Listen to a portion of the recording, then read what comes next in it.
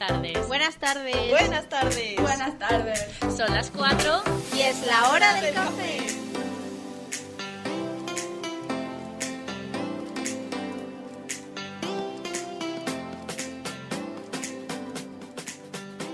Bueno, pues muy buenas tardes a todos, un jueves más. Hoy es un jueves algo especial, porque es nuestro episodio número 10, que nunca pensábamos que íbamos a hacer tantos.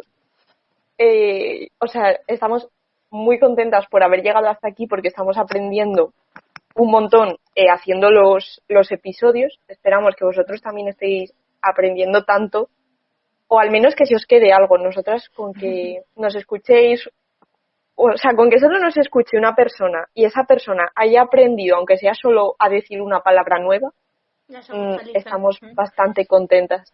Como nosotras en nuestro primer episodio que aprendimos que sobreviviente está aceptado en la RAE. De verdad. Tal cual. No sé, están siendo también días un poco extraños para grabar, porque nuestra previsión era grabar pues en nuestra casa todas juntas o en la universidad, y al final tiene que ser todo por videollamada. Pero bueno, está siendo bastante... Claro, pensábamos que iba a ser mucho peor, sinceramente. No. Así que no sé si tenéis que decir algo a nuestra pequeña audiencia. Pues que Hola, siga mamá. ahí. No. Que siga ahí y que bueno, que nos den todo el feedback que quieran. Y eso, que encantada de conocerles. Por supuesto, seguiremos aquí, aunque solo nos escuche una persona, y si no, seguiremos informándonos para contarlo entre nosotras mismas, porque esto nos entretiene bastante, y así de vez en cuando pues hacemos videollamada y seguimos en contacto. Sí, porque claro, lo más divertido es el behind the scenes, todo el salseo ahí que hay. Pero bueno, claro, eso ya para los OnlyFans. Hoy, 21 de mayo, es el Día Mundial de la Diversidad Cultural para el Diálogo y el Desarrollo, y básicamente la ONU estableció este día con el fin de favorecer el diálogo intercultural e interreligioso, porque es muy importante superar la división entre culturas, porque esto es necesario para la paz, la estabilidad y el desarrollo. O sea, un tema que hemos tratado bastante en nuestros podcasts, yo creo, y en general. Y que ojalá se cumpla. Hoy, sí, bueno, y que de hecho yo creo que va a cuadrar muy bien con el tema de este podcast. Sí, yo creo que también. Porque hoy vamos a hablar de Europa, la Unión Europea más en concreto. Sí. María nos va a contar un poco de dónde viene el nombre de Europa, y después Paula nos hará un desarrollo bastante bueno de lo que es la Unión Europea y el desafío que supone en nuestras vidas. Así que cuando queráis, María. Pues voy a empezar contando brevemente de dónde viene el nombre de Europa, o la historia que hay detrás en la mitología griega del nombre de Europa. Europa etimológicamente significa ojos grandes, y entonces probablemente se refiera, igual que Asia, se refiera a un topónimo antes que a un personaje mitológico. Pero bueno, también creo que es muy interesante explicar la historia de la mitología griega que hay detrás del nombre de Europa. Entonces, Europa era una princesa fenicia, y Zeus, desde el Olimpo, como muchas otras veces, pues se enamora de ella. Entonces, Zeus, ¿qué es lo que hace cuando se enamora de una mortal? Pues se transforma en algún tipo de animal y la rapta. Pues no sé, cosas de dioses. Entonces, en el relato encontramos que se transforma en un toro y que pasea y pasta por las costas fenicias, que solía haber muchos toros, y allí pues estaba la princesa fenicia Europa, pues que solía pasear por esas costas, y el toro era Zeus transformado en toro. Entonces el toro era blanco, tenía los cuernos en forma de luna, un círculo dorado en la cabeza, o sea, un toro, pues claro, un toro majestuoso, ¿no? Y el toro pues se acercó a Europa, y Europa, pues viendo lo majestuoso y dócil y todo que era el toro, pues decidió subirse encima del toro. Entonces Zeus, cuando vio que ya tenía Europa, pues corrió hacia el mar, y Zeus, transformado en toro, raptó a Europa y la llevó nadando, siendo un toro, hasta la isla de Creta. Creta es una isla que está como al sur de Grecia. Y entonces, pues allí convirtió a Europa en princesa de la isla de Creta. Cuando llegaron a Creta, Zeus recobró su figura olímpica, o sea, se transformó otra vez en hombre, y yació con la princesa secuestrada, a la que iba a ser reina de Creta. Entonces, como no podía llegar más, Zeus se tenía que volver al Olimpo, le hizo 3 famosos regalos. Le regaló una jabalina que nunca fallaba, le regaló un perro que siempre atrapaba a sus presas, que se llamaba Lelape, y también le regaló un gigante autómata para defender la isla, que se llamaba Talos. Zeus tuvo con Europa 3 hijos, que fueron Minos, Radamantis y Sarperón, y estos 2 últimos pues se convertirían en jueces del inframundo. Zeus se convirtió otra vez en el toro blanco para irse, y se dice que de este toro han podido surgir dos cosas. Una sería el signo del zodíaco de Tauro y la otra sería el Minotauro famoso de la isla de Creta. También cuentan que el padre de la joven, desesperado, recorrió todo el continente llamando a su hijo sin que nadie le respondiera, y por eso pues las gentes terminaron llamando a Europa a las tierras que había frente a Asia. Y bueno, ese es un poco el relato de la mitología griega de Europa. No sé hasta qué punto se llama Europa por esto, pero bueno, a mí me parece bastante interesante. La verdad es que yo nunca lo había escuchado y me parece un mito súper, súper interesante. Y sí que yo, por lo menos, a ver, no sé mucho de mitología griega, la verdad, aunque es un tema que me parece interesante, pero yo estuve en Creta y sí que estuve como en la zona del Minotauro porque era como lo que más ilusión me hacía. Y sí que podría estar ligado, ¿por qué no? Nunca se sabe, la verdad. Pero la verdad es que es un mito muy, muy interesante, muy bonito. Además, un Bueno, mito bonito. que no se escucha, o sea, no está dentro de la típica cultura de los mitos griegos que se conocen. Vale, a mí me ha parecido súper interesante el mito. No tenía ni idea, la verdad, pero eso sí quiero añadir que, claro, estos mitos son de otra época y pues Zeus hoy en día probablemente estaría en la cárcel por esos mitos. Bueno, o no, porque tal como está la justicia. Y nada, ¡Vasca! pues este podcast también reivindicativo, cómo no. Bueno, el caso Sí, la verdad es que vamos a hablar mucho de justicia hoy. Bueno, y ahora Paula nos va a introducir un poco un debate bastante curioso, y es sobre si este va a ser realmente el fin de la Unión Europea. Bien, efectivamente, como dijo Marina, quería traeros aquí una pequeña reflexión que yo creo que es un tema de la actualidad que está muy en boca de todos, porque todo el mundo habla de las divisiones en la Unión, los problemas. Hay varios países ahora que están saliendo un poco a la luz en contra un poco de la organización y la propia estructura. Entonces vamos a entrar un poco en este tema, pero antes de nada os voy a hacer una muy breve introducción de cómo surge la Unión Europea. Y es que esta surge a raíz del Tratado de Maastricht de 1992.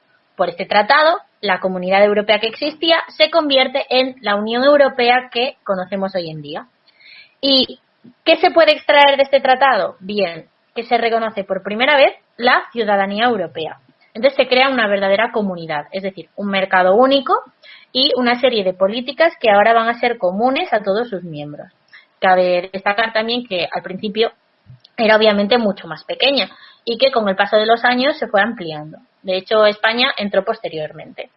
De esta forma, lo que se pretende con esta creación de la Unión Europea es cooperar en política exterior y en materia de seguridad, pero también en el ámbito de la justicia, que como decía antes va a ser algo de lo que hablemos en este podcast, de los asuntos interiores, y además se va a crear una unión económica y monetaria con el euro como moneda, aunque como comprenderéis hay algunos países que no la usan, como Reino Unido antes de salir. Bien, entonces, ahora quiero hablaros un poco de la realidad actual de la Unión Europea, ¿vale? Porque la Unión Europea surge tras la Segunda Guerra Mundial, donde Europa tenía cierto protagonismo, porque algunos de sus países integradores habían ayudado a acabar con dicha guerra, pero ahora vemos que Europa ya no tiene ese protagonismo que tenía antes. Y es verdad que nos situamos en un orden mundial donde existe multipolaridad de potencias, es decir, hay muchos países que ejercen cierto poder en el mundo, pero aún así sigue habiendo dos, como son Estados Unidos y China, que se enfrentan constantemente y buscan imponer su hegemonía y recabar apoyos. Es decir, que ambos polos al final intentan empujar por todas partes a los países para que se acerquen a ellos. Esto es algo que ocurre muy claramente con la Unión Europea, como se puede ver, por ejemplo, en la OMS. El rifirrafe este que hay entre Estados Unidos y China, porque últimamente la OMS parece que se acerca mucho a China y Estados Unidos pues lo critica, intenta sacarle los apoyos, la financiación. Esto es muy obvio en este órgano. Pero entonces, como se estaba diciendo, pese a que el apoyo de la Unión Europea puede ser importante para estos dos países, ya no parece tan relevante. Y los hechos que han acontecido en los últimos años parece que cada vez la ponen más en duda.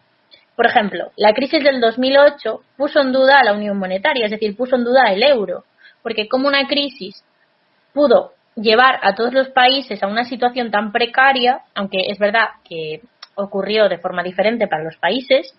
Luego, la crisis de refugiados de 2015 replanteó la concepción del espacio Schengen, que es básicamente la libertad de circulación dentro de la Unión Europea entre los países. El Brexit rompió la utopía de una Unión Europea cada vez más grande y unida, y la crisis actual está alterando todos los principios en los que sabemos que se sustenta una organización internacional. Es decir, la libertad de movimiento no existe ya. El mercado único se ve con barreras y la propia colaboración entre países se pone en cuestión, ya que al final podemos ver que existe cierto individualismo a la hora de que cada uno intenta proteger primero a su país. Entonces, realmente lo que es el coronavirus y la situación actual puede acabar siendo un punto de inflexión para la Unión Europea, ya que no es solo sus actos, sino que muchas personas empiezan a criticar su actitud y a hablar de que podría empezar a desfragmentarse. Esto es algo que está muy ligado al podcast anterior que hizo Marina sobre populismo, y es que este movimiento está empezando a crecer en Europa, especialmente en torno al euroescepticismo. Entonces, ahora me gustaría hablaros un poco de los problemas de la Unión Europea, pero me gustaría preguntaros a vosotras, chicas, primero, ¿cuáles creéis vosotras que son? Pues ahora mismo diría internamente populismo de algunos países. Yo creo que un poco la resumió antes en lo que has dicho de la crisis de refugiados, la unión monetaria. Bien, sí, efectivamente yo creo que esos problemas al final dejan mucha mella, ¿no? Pero yo he querido hacer una descripción muy breve en 3 ejes. La primera es la falta de cohesión, es decir, la falta real del sentimiento de unidad. Es decir, se habla mucho últimamente de las divisiones norte-sur, porque se dice que el norte de Europa es más austero y el sur más despilfarrador. Y a ver, la realidad es que obviamente una Unión Europea que está integrada por 27 países no puede contar con culturas que sean iguales. Es decir, por ejemplo, en los países del norte tienen muchísimo más peso los partidos verdes y en los países del sur tienen mucha más importancia el paro y el desempleo porque lo han sufrido más. Entonces, tienen unas estructuras sociales que son relativamente diferentes. Pero, a pesar de ello, independientemente de estas estructuras, son muy interdependientes entre sí. Por ejemplo, en la crisis del 2008 se vio que si España llegaba a caer por la crisis, se iba a caer el resto de la Unión, porque su economía es demasiado grande. Al igual que ha demostrado esta crisis que si se cierran las fronteras se pueden producir desabastecimientos, como ocurrió con Holanda cuando todo el mundo se reía porque Holanda pedía frutas y España decía no aceptas los coronabonos, pues ahora plántate tú tus propias fresas, ¿no? Que fue un meme muy visto en Twitter. Pero bueno, que realmente eso lo que está demostrando es que es muy importante la cooperación entre los países porque existe una importante dependencia. El segundo eje que yo considero también muy importante es un poco, por así decirlo, la falta de liderazgo político vacío de poder. A ver, esto se puede interpretar un poco mal, pero me refiero a que las actuaciones son dispares. Es decir, hay órganos dentro de la Unión que son muchísimo más eficientes y rápidos que otros, porque hay algunos órganos también que les resulta mucho más complicado llegar al consenso. Para ello, si queréis profundizar un poco más en este tema, os recomiendo que vayáis al podcast de la Unión Europea sobre el coronavirus, que ahí explican, hacen un resumen muy breve de las instituciones y vais a entenderlo todo muchísimo mejor. Y el último eje, que yo creo que es el más importante y el más interesante y del que viene ligado al podcast anterior, es el aumento del euroescepticismo, que es un poco el populismo referente en Europa, yo diría. Y es que se está produciendo un repliegue nacional que hace que se cuestione la propia Unión Europea. Por ejemplo, con el Brexit, cuando Reino Unido abandona la comunidad, lo que realmente está pasando es que Europa ha perdido una de las mayores potencias militares europeas. Pero lo que podría ser igual más importante, a uno de los países con derecho a veto en el Consejo de Seguridad de la ONU. Que realmente esto parece sonar un poco tontería, pero tiene muchísima importancia, ya que al final realmente esos 5 países son los que juegan gran parte de lo que ocurre. Y luego, se están dando movimientos que son bastante preocupantes en algunos países.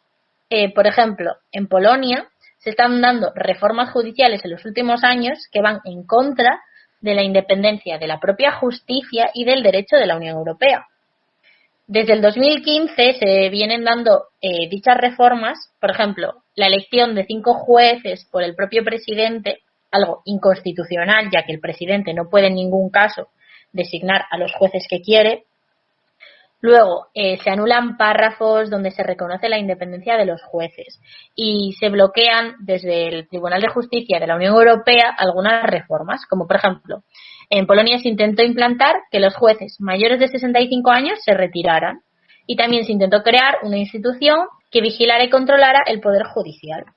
Pero, por desgracia, no todas las reformas se acaban bloqueando y, de hecho, la última que se aprobó pretende expulsar a los jueces que critiquen la reforma del gobierno y a todos los que se sustenten en la jurisprudencia europea. Que la jurisprudencia europea, por así decirlo, es en base a todas las sentencias que se han llevado a cabo por los tribunales europeos, pues si no hay una ley concreta que se pueda aplicar, se recurre a esas sentencias y se saca una sentencia en base a todo lo que se ha ido legislando con anterioridad.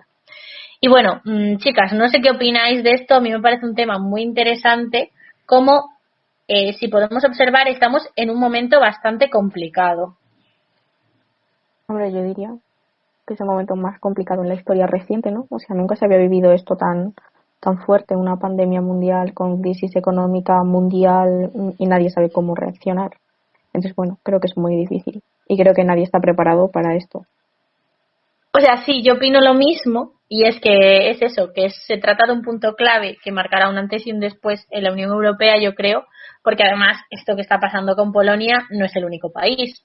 O sea, en Hungría está habiendo una deriva autoritaria increíble, que además, por desgracia, con lo que está ocurriendo con la pandemia, realmente no parece que se esté actuando tan decisivamente como tendría que actuar. O sea, siento que ahora mismo la Unión Europea está un poco sobrepasada, tiene como muchos estímulos, muchas cosas a las que hacer caso, ¿no?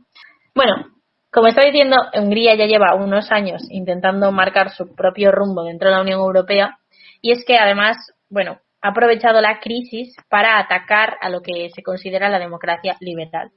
Básicamente, el estado de emergencia que se ha aprobado en Hungría, que se aprobó el 30 de marzo por el Parlamento húngaro, ha hecho que se pueda prorrogar este estado de emergencia indefinidamente.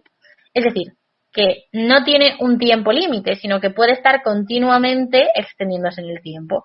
Y eso implica que se puede legislar por decreto en este estado de emergencia, es decir, que no se necesita el Parlamento. Esto lo que supone es un completo afianzamiento del poder del gobierno y además se están llevando un montón de medidas contra la supuesta desinformación, que ellos lo definen como toda aquella información que es contraria a la que del gobierno, lo que también deja un camino bastante peligroso. De todas formas, Hungría no se quiere ir de Europa, obviamente, pero sí que es verdad que el primer ministro dijo que Europa no es Bruselas. De hecho, tenemos unas declaraciones literales del 2 de febrero de 2020, recogidas en Euronews, por si queréis verlo, que dice literalmente Orbán: somos Europa y no tenemos que cumplir las expectativas de la élite cansada y desilusionada de Bruselas. Hubo momentos en los que creíamos que Europa era nuestro futuro, pero ahora sabemos que somos el futuro de Europa. Me gustaría preguntaros qué opináis de estas declaraciones. A mí me parecen súper interesantes, la verdad. Yo diría que es un discurso, aparte de que muy interesante y que va en la línea de intentar mostrar que su democracia es diferente. En cierta parte estoy de acuerdo en que Europa obviamente no es solo Bruselas y que nos tenemos que sentir europeos todos y no solo Bruselas, pero bueno, eso de que sabemos que somos el futuro de Europa, en cierta forma puede ser que también sean el futuro de Europa en el sentido malo, en el sentido de que va a haber mucho más posturas contrarias a la democracia como la conocemos. A ver, yo creo que eso de que a lo que se refiere con el futuro de Europa quiere decir que como ellos venían de un ideal que era el populismo, perdón, el comunismo que no se podía alcanzar nunca porque al ser un ideal no puede llegar a ser nunca una realidad, y al acabar ese comunismo se les dijo, vale, ahora nuestro ideal es la Unión Europea. Y la Unión Europea, en el momento en el que ellos entraron, tenía unos valores establecidos. Pero ¿qué pasa? Que la Unión Europea no es un ideal, sino que es una realidad. Entonces, los valores van cambiando. Entonces, al cambiar los valores y ellos no sentir como un ideal, piensan que ellos son verdaderamente Europa y que la Europa a la que antes se metieron ya no existe. Entonces, ellos son los que verdaderamente consideran que son los verdaderos europeos, porque la Europa que está ahora mismo vigente no es la Europa que existía hace 30 años. Creo que lo dicen por eso. Pero vamos, que me parece muy populista, muy... La verdad es que es un discurso. Yo creo que esto daría para otro podcast el análisis de esa frase, por tontería que suene. Esto sí que lo he Porque entendido, pero bueno. en realidad, o sea, yo creo que hay tanto en juego al final en Europa que a saber todo lo que se mueve y no conocemos. Pero bueno, luego entraremos un poco más, yo creo, que en el análisis quiero que hablemos un poco más cuando, bueno, luego hablaremos un poco más, pero ahora me gustaría hablar del tribunal alemán porque ha habido una noticia reciente muy importante que os va a contar Davinia. Conectamos con Davinia, aquí, en Bruselas. No, es broma. A ver, pues ¿qué ha pasado? Bien, pues que el Tribunal Constitucional de Alemania ha dicho que la compra de deuda que hizo el Banco Central en marzo de 2015, cuando estaba aquí nuestro querido Mario Draghi como presidente del BCE, ha dicho que no es legal. ¿Por qué? Bueno, primero vamos a decir lo que hace el Banco Central Europeo, y es que principalmente, y resumidamente y muy simplificado, es que hace mucho dinero y compra bonos secundarios, entonces así pues mantiene controlada la prima de riesgo de países pues que son bastante débiles a caer en una crisis, como puede ser España, Grecia, Italia, a los que tienen la costumbre de llamarnos pigs, o sea, cerdos, pero bueno, eso ya es caso aparte. Entonces consideran que esta medida perjudica a los países del norte y solo beneficia a los del sur. Vale, ¿qué pasa? Que han dicho que esa compra de bonos excede las competencias de la Unión Europea y no respeta el principio de proporcionalidad.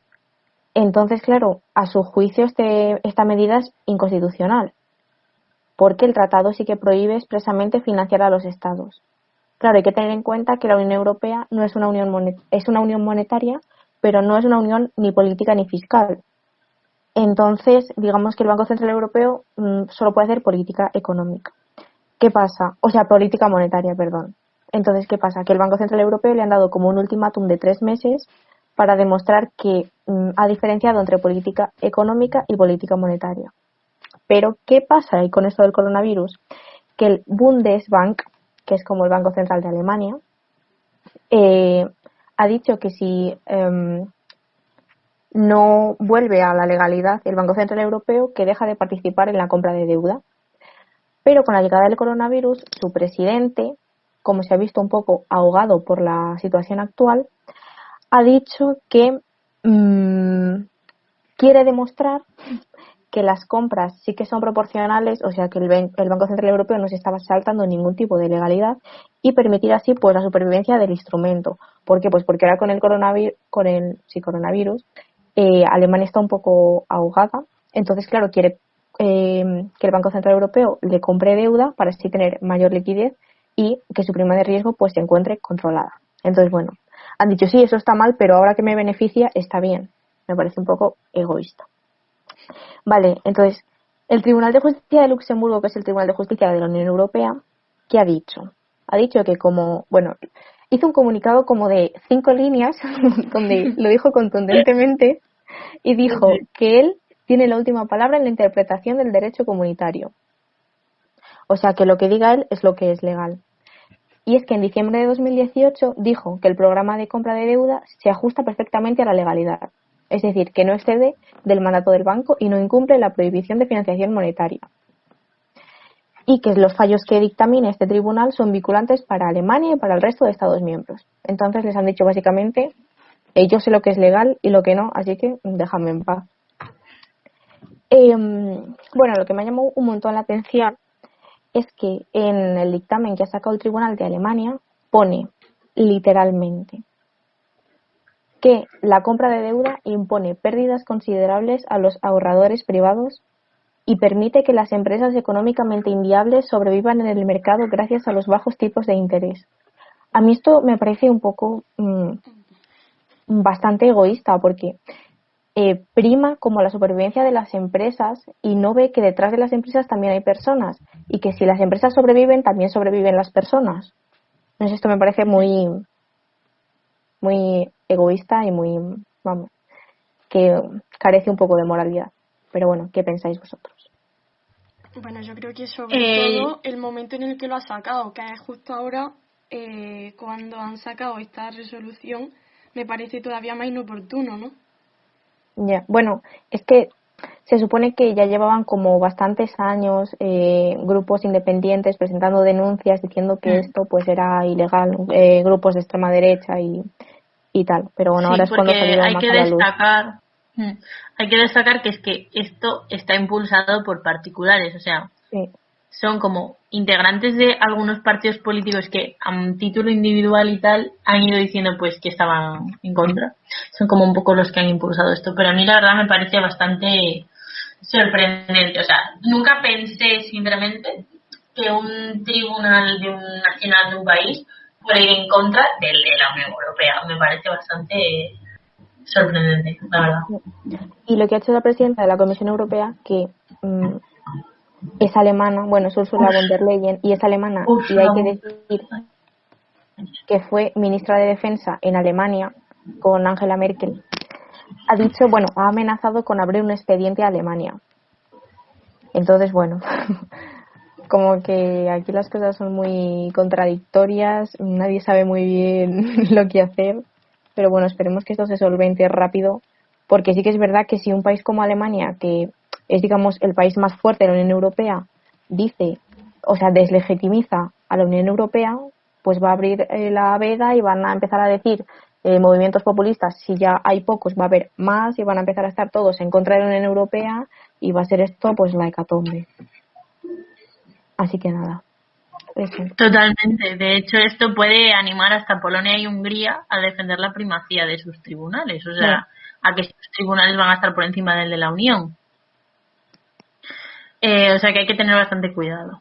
Bueno, y después de desmoralizaros un poco con toda esta información, toca un poco de ánimo. O sea, toca animarnos un poco, ¿vale? O sea, nosotras aquí defendemos, en nuestra mayoría, defendemos bastante a Europa, ¿vale? Al final estamos estudiando relaciones internacionales e intentamos, pues eso, hacer un análisis relativamente objetivo, pero que yo creo que el valor y la importancia de lo que se puede llegar a hacer a través de estos órganos al final es muy importante. Entonces, he analizado un poco qué es lo que la gente determina que necesita más Europa y he añadido algunas ideas, ¿vale? Que me gustaría compartirlas con vosotros. Entonces, entre lo que se considera que Europa debería hacer ahora para mejorar un poco su imagen, para actualizarse, para favorecer su unión, es primero mejorar el marco de cooperación tanto entre países como entre los propios órganos de los que se compone. Luego es, yo creo que lo más importante y lo que mejoraría muchísimo las relaciones y su funcionamiento es una armonización fiscal, Yo creo que esto es algo muy urgente.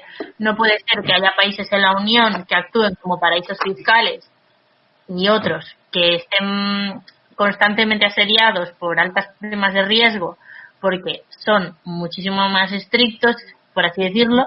Esto hace que haya bastantes diferencias dentro de la propia comunidad. Luego, por otro lado, disminuir la burocratización, es decir, todo el papeleo que se hace, todo lo que los procesos, los plazos, eso a veces hace que se pierda rapidez en la actuación, especialmente en momentos de crisis como este. Entonces hay que intentar que el proceso sea un poco más rápido y más eficiente. Luego, mayor cohesión política, sobre todo entre los líderes, que al final son los que representan a cada país. Que bueno, nosotros a nivel ciudadanos deberíamos tomarnos esto muchísimo más en serio, ya que yo por lo menos creo que la ciudadanía obviamente se preocupa por su país, pero muchas veces suele dejar de lado el papel en Europa, y yo creo que en Europa se defienden muchísimos intereses que son vitales y que no ponemos en valor como deberíamos. Y luego, algo que para mí yo creo que sería ya lo más top necesario de Europa es aumentar su proyección y promoción.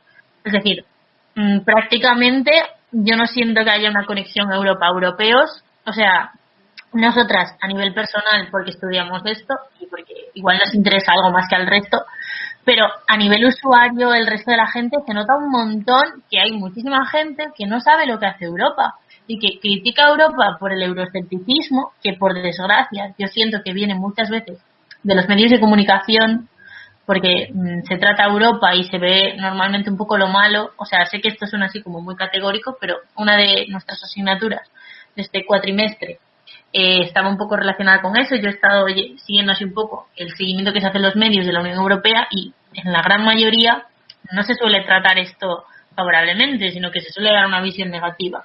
Entonces, yo creo que esto es probablemente lo más importante para que Europa salga y mejore un poco su posición. Me gustaría, chicas, que me dijerais si vosotras consideráis que haya que añadir algo más a esta lista, o que si pensáis algo, o sea, ¿qué creéis que es lo más importante de lo que he dicho, si no?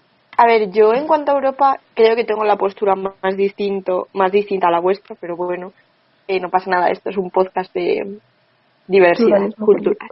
Totalmente, además pluralismo. Sí.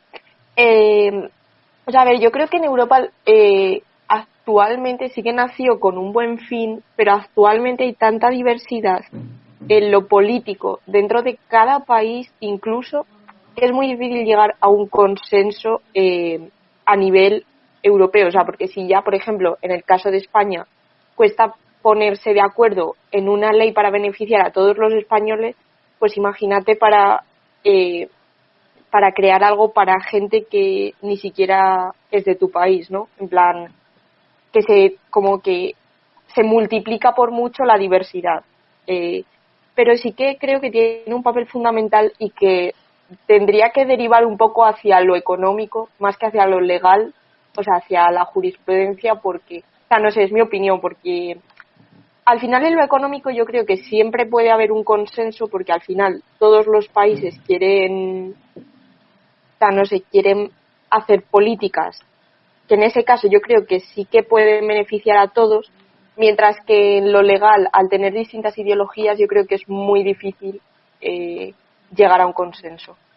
A ver, yo creo que las ideologías da un poco igual. Creo que si todos tienen la voluntad de llegar a un acuerdo, van a llegar, piensen igual, piensen diferente.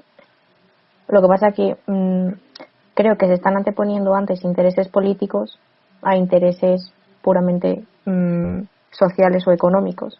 Entonces eso es lo que lleva al desacuerdo. Pero si tienen la voluntad de ponerse de acuerdo, pueden llegar a un acuerdo perfectamente. Yo creo que también considero, como ha dicho Paula, una de las más importantes es que haya más promoción y que realmente desde las noticias no se vea como la sección de Europa como una sección aparte, o como la sección internacional o la sección de Bruselas, porque nosotros también somos la Unión Europea. Entonces, en el momento en el que haya esa publicidad, tengamos todos una conciencia un poquito más sobre las cosas que se hacen desde la Unión Europea y nos arrimamos todos, también desde el punto incluso de los gobiernos, que asuman eso, que cuando hacen algo bien no solo lo hace, o sea, a lo mejor no han hecho eso bien porque lo han ganado ellos, sino por un consenso en la Unión Europea. Y cuando hay algo mal, no es culpa de la Unión Europea, es culpa de todos los gobiernos de la Unión Europea, no de la Unión Europea en sí. Entonces, cuando yo creo que si de ese paso, luego va a ser más fácil llegar a otras cosas como la armonización fiscal, que es también mucho más importante. Pero yo creo que sin esto último, lo otro a lo mejor es mucho más difícil hacerlo.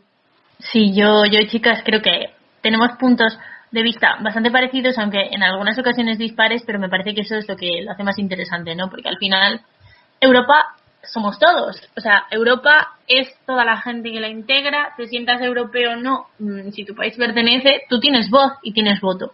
Y si no aprovechamos la voz y el voto que tenemos, realmente no entiendo por qué estamos criticando a Europa. Quiero decir, todos podemos opinar, todos tenemos derecho a intentar que Europa sea un poco mejor. Y si no aprovechamos esa oportunidad que tenemos, estamos haciendo algo mal. O eso por lo menos es lo que creo yo. Pero bueno, obviamente yo creo que la actuación tras la crisis va a determinar mucho el rumbo que se tome, especialmente en el ámbito económico y político, pero sí que es verdad que lo que más va a hacer va a ser determinar su legitimidad. Es decir, que van a ser los resultados y no el proceso, lo bien que lo haga durante el proceso, en lo que determine si Europa va bien o va mal. No tengo muy claro si me he explicado bien, pero espero que lo hayáis entendido. O sea, que va a ser más importante los resultados que tome que el proceso, porque a veces puede ser un proceso muy bueno, muy consensuado, pero si no tienen los resultados que esperas, pues la gente ya se desanima un poco, ¿no?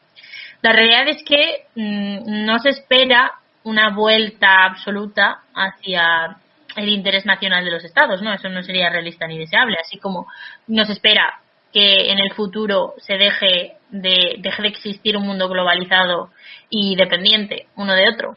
Pero sí que es verdad que yo creo que los países van a darse cuenta de que no todo puede ser tan globalizado en el sentido de las industrias, por ejemplo, de las empresas, de la economía, pero que a la vez es muy importante no perder el contacto y esa dependencia, ya que nos puede ayudar en muchas situaciones, como por ejemplo en esta, que la cooperación y la ayuda entre países está siendo, yo creo que determinante, sobre todo en el ámbito del material sanitario, ¿no?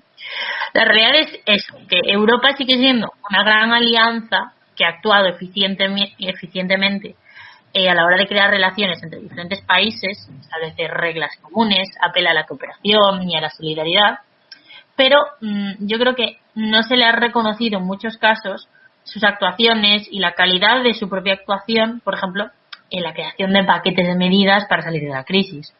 Y es que, bueno, otra cosa que se escucha un montón y que a mí por lo menos me cabrea mucho, cuando dicen Europa no ha hecho nada, podría haber ayudado más y se refieren al ámbito sanitario. Y yo por dentro pienso, amigo, Europa no tiene competencias sanitarias, por favor, hola. No sé vosotras si os frustra esto, pero a mí muchísimo. Mucho también.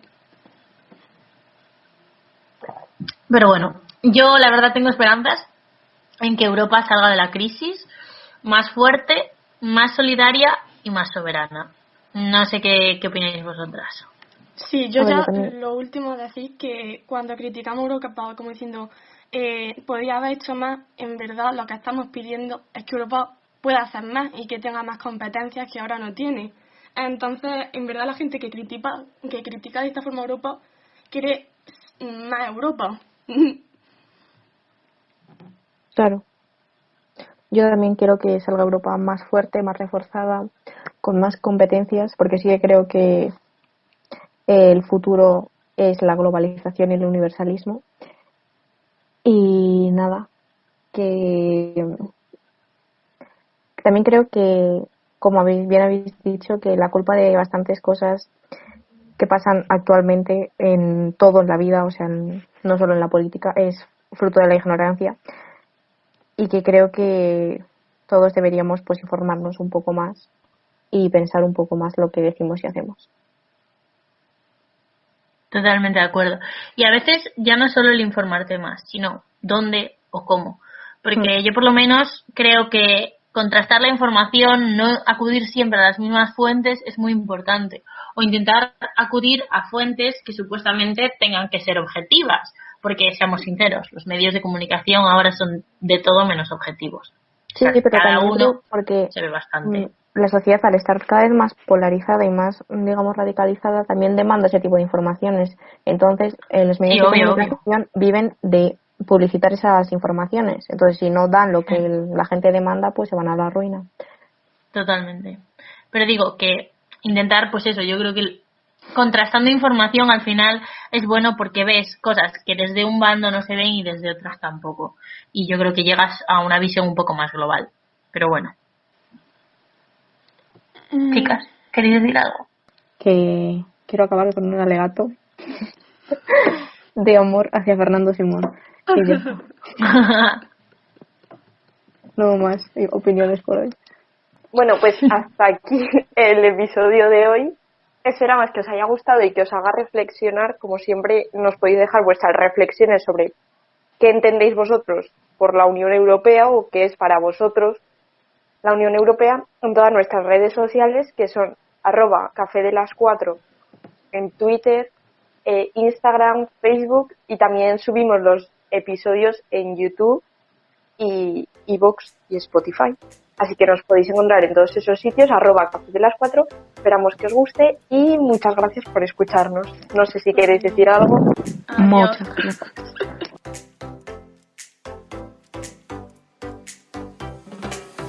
El chiste, nena, te hago un chiste. El chiste es la propia Unión Europea. Marina.